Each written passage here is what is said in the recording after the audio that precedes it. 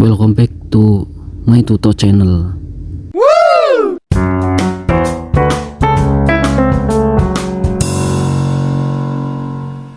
Di video kali ini kita akan menjelaskan detail tentang aplikasi Peduli Lindungi.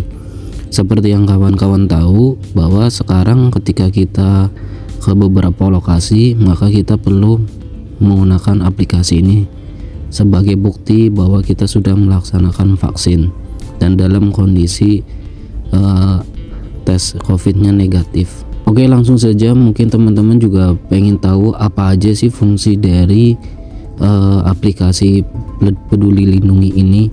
Nah, kita langsung buka aplikasi Peduli Lindungi, dan teman-teman biasanya kalau misalkan belum login, biasanya teman-teman harus login dulu menggunakan nomor KTP dan nomor KK, karena nomor KTP pasti hanya satu ya teman-teman. Jadi otomatis nanti muncul nama dari teman-teman.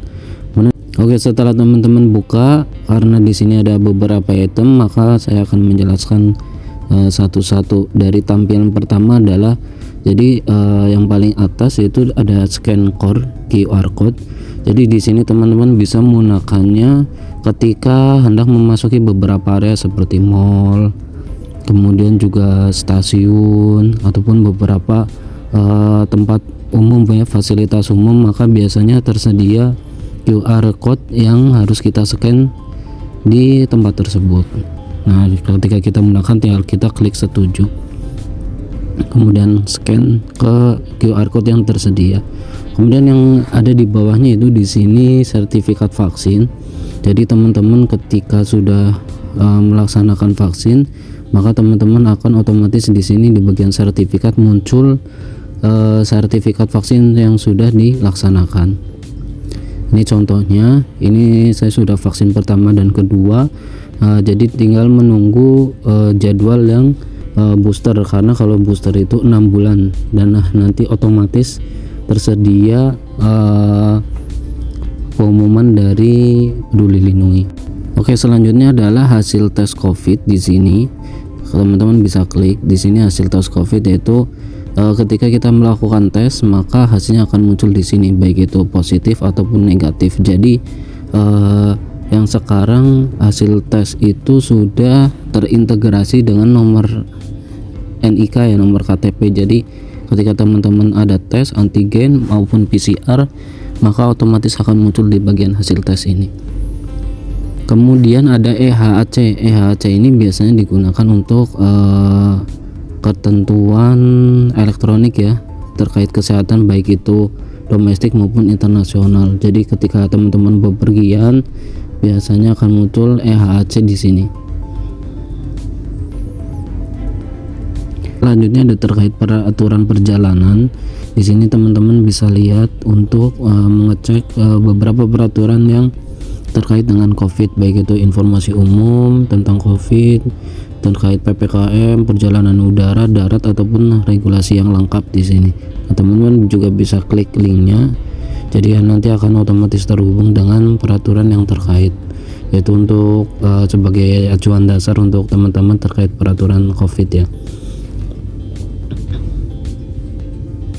Kemudian yang selanjutnya itu ada teledokter. Nah, teledokter ini bisa teman-teman gunakan ketika contohnya teman-teman terkonfirmasi COVID ya.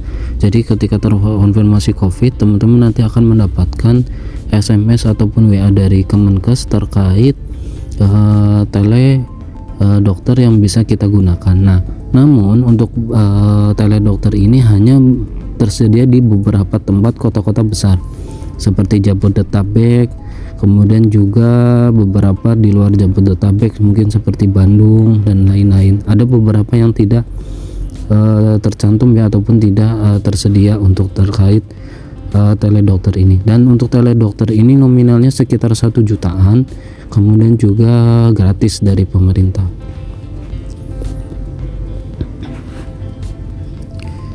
Kemudian yang selanjutnya adalah pelayanan kesehatan. Jadi pelayanan kesehatan ini adalah ada daftar lab ataupun pemeriksaan antigen, pemeriksaan PCR maupun daftar fasilitas kesehatan yang ada di lokasi tertentu. Jadi teman-teman bisa mengecek, misalkan contohnya daftar pemeriksa lab di sini beberapa tempat yang mungkin sudah terdaftar ya sesuai lokasi, kemudian juga antigen maupun fasilitas kesehatan. Terkait fasilitas kesehatan di sini memang seperti rumah sakit yang mungkin sudah bekerja sama. Nah, itu di sini nanti biasanya akan muncul terutama ketika kita ada hasil positif COVID ya. Terus kemudian di sini ada statistik terkait COVID. Di sini ada lokasi, kemudian juga tanggalnya. Jadi sesuai yang terkonfirmasi per tanggal saat itu juga berdasarkan wilayah. Kemudian selanjutnya adalah daftar vaksin. Nah, daftar vaksin ini diisi nanti ketika akan muncul untuk booster, ataupun contohnya saya itu untuk booster. Jadi kalau misalnya teman-teman nanti ada vaksin selanjutnya, nah biasanya mengisinya di validasinya di bagian pendaftaran vaksin terlebih dahulu. Oke, yang terakhir adalah cari kamar rumah sakit ya teman-teman. Di sini teman-teman bisa klik cari kamar rumah sakit, dan di sini nanti ada pilihan terkait COVID maupun non COVID. Jadi teman-teman bisa cek ketersediaan bed di rumah sakit tersebut. Contohnya misalkan non COVID ya, teman-teman ketik non COVID, kemudian pilih di daerahnya mana, misalkan ada di Jakarta, kemudian pilih kotanya misalkan ada di Jakarta Pusat. Nah, ini teman-teman bisa klik cari, maka di sini otomatis akan muncul beberapa rumah sakit dengan kelasnya dan ketersediaannya ya. Jadi teman-teman bisa dilihat di sini update-nya berapa jam yang lalu, misalkan ada yang 29 jam yang lalu, ada yang 16 jam yang lalu. Jadi teman-teman bisa ngecek di sini. Kemudian di sini juga ada kontak personnya, jadi teman-teman bisa tinggal klik, kemudian juga bisa dihubungi apakah ketersediaannya masih ada atau tidak. Nah, itu tadi penjelasan terkait beberapa item di aplikasi Peduli Lindungi. Jadi teman-teman bisa memanfaatnya aplikasi tersebut untuk mengecek ataupun menggunakan sebagai syarat memasuki beberapa fasilitas umum ya, seperti stasiun, rumah sakit, mall ataupun fasilitas umum lainnya. Semoga bermanfaat dan jangan lupa di-share untuk teman-teman yang mungkin hendak membagi terkait pengertian ataupun penjelasan detail terkait aplikasi Peduli Lindungi. Oke, jangan lupa di-subscribe, like, and comment, kemudian share juga ke teman-teman. Bantu channel ini untuk membuat video-video yang bermanfaat selanjutnya. Oke, see you.